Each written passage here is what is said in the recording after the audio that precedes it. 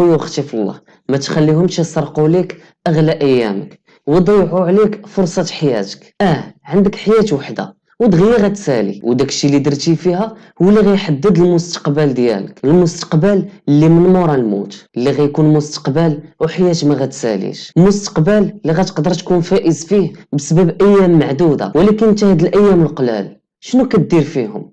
كدير فيهم والو. وهاد الايام قلال هما 30 يوم، شهر رمضان، الشهر اللي كنعيشوه وحنا ما ضامنينش واش غنقدروا نعيشوه العام الجاي ولا لا. شحال من واحد صام معنا رمضان اللي فات ولكن هاد العام راه تحت التراب، وهاد الشيء راه ما بعيدش علينا حنا. شهر اللي غتقدر تعتق فيه من النار، اللي غيقدر تغفر لك الذنوب ديالك كاملين اللي قبل. شهر خسر فيه اللي حضر ليه وما تغفرش ليه. كيفاش بغيتينا نستغلوا هاد الفرصه وحنا شهر ديال العباده عاد كيجينا الماكله والشهيوات، الافلام والمسلسلات ولي سيت كوم، وعاد كترشق لينا على الرياضه والتورنوات ديال رمضان. علاش حتى وصل رمضان ومن قبل الناس كانت عايشه حياتها عادي، علاش حتى كيجي رمضان عاد الناس كيبغيو يمتعوا ريوسهم؟ رمضان راه ماشي عطله، رمضان ماشي ديال الماكله والنعاس والتلفازه، رمضان واحد الشهر اللي خصك تربي فيه نفسك، رمضان شهر الا داز وما تبدل فيك والو خاصك تعاود النظر في الصيام ديالك. شياطين الجن كيشدوك ونجا في رمضان ولكن كيبلاصيوهم شياطين الانس. واش الفن والابداع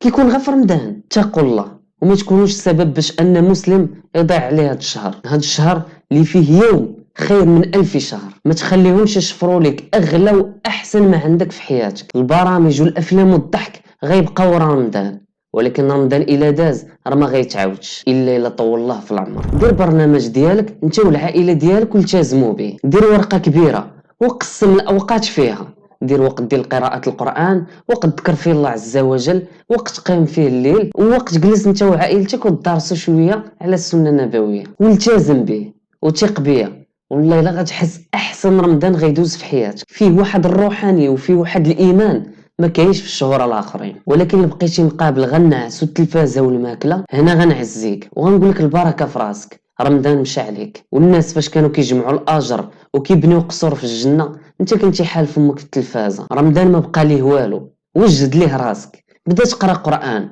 الا كنتي مازال ما كتصليش بدا كتصلي، ثق بيا ما غتندمش. كان معاك يوسف حاضر.